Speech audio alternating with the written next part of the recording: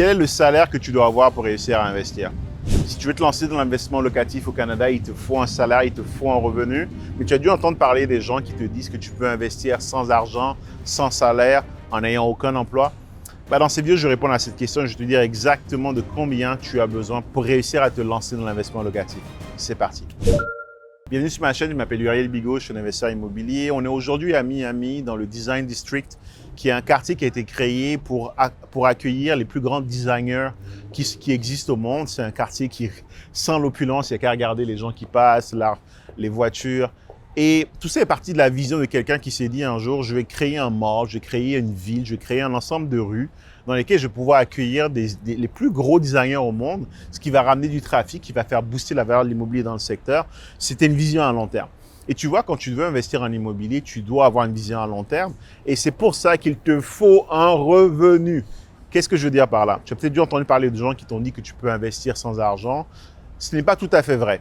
Donc, on va commencer par nuancer les choses. Si tu veux investir à titre personnel en Amérique du Nord ou n'importe où dans le monde, très probablement les biens que tu vas acheter, c'est toi qui vas qualifier pour ces biens-là.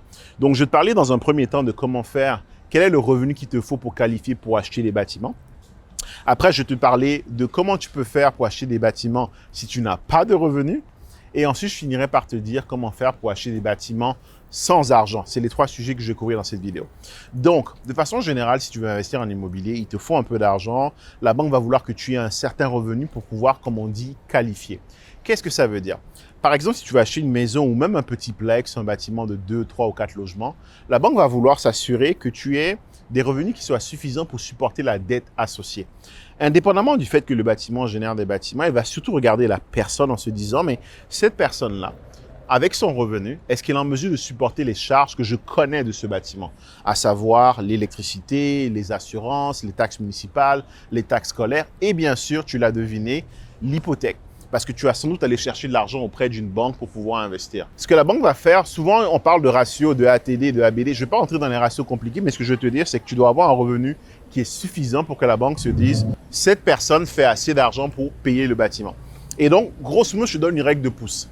Si tu veux acheter un bâtiment aujourd'hui avec les taux qu'on a, on parle aujourd'hui, on est au mois de juin 2023, avec les taux qu'on a actuellement, si tu veux acheter un bâtiment qui est à peu près à 500 000, il faut que tu gagnes à peu près 125 000. Si tu veux acheter un bâtiment qui est à 400 000, il faut que tu fasses à peu près 100 000. Si tu veux acheter un bâtiment qui est à 300 000, tu dois faire à minima 75 000.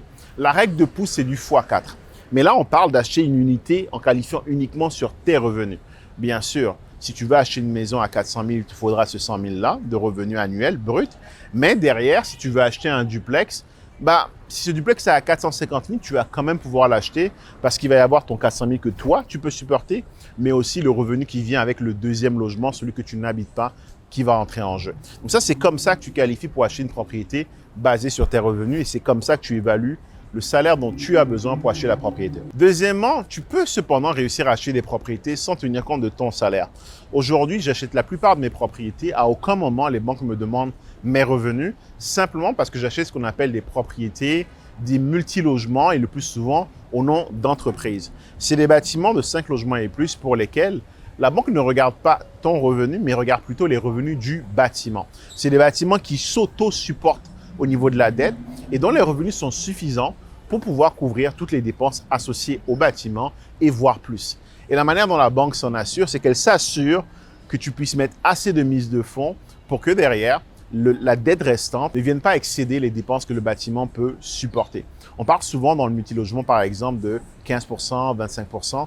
Il va t'arriver des fois que tu sois contraint à mettre 30, 45% de mise de fonds simplement parce que la banque ne veut pas te donner un prêt qui est trop élevé, parce qu'à nouveau, la banque ne veut pas que tu sois trop endetté, ou plus précisément, la banque ne veut pas que le bâtiment soit trop endetté parce que c'est le bâtiment qui qualifie et non toi.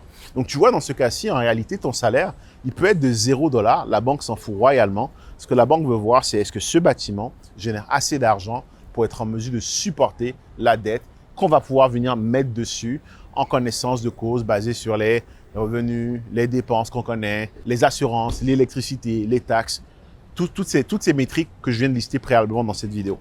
Et tu vois, donc c'est comme ça que tu peux acheter une propriété en n'ayant pas de salaire. Mais ça ne s'arrête pas là. Une autre chose que tu te demandes, c'est bien sûr le revenu que tu dois faire. Mais si tu me suis, je parle beaucoup en immobilier du ABC. Le A pour ton apport qui est la mise de fonds, le B pour ton bureau de crédit et le C qui est la capacité d'emprunt. Ta capacité d'emprunt est directement liée à tes revenus, mais elle tout seule ne te permettra pas d'acheter.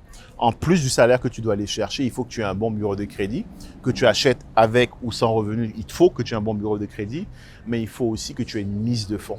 Et c'est là qu'il y a des stratégies qui vont te permettre d'acheter avec ou sans mise de fonds, ou tout au moins sans ta mise de fonds, et ce qu'on appelle des mises de fonds alternatives.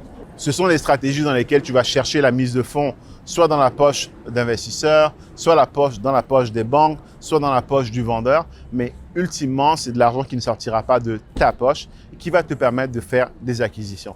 Si tu veux en savoir plus sur ces stratégies, ce que je t'invite à faire, regarde dans la description de cette vidéo. J'organise une fois par mois un événement dans lequel je passe en long et en large les différents types de mises de fonds alternatives qui existent et surtout, je t'explique comment faire pour aller les chercher, comment faire pour les utiliser et comment faire pour les rembourser. Si c'est des choses qui t'intéressent, regarde dans la description de la vidéo. Tu trouveras le lien pour t'inscrire. C'est un événement totalement gratuit. Je te dis à l'événement. Et sinon, en parallèle, je t'invite à regarder cette vidéo ou cette vidéo.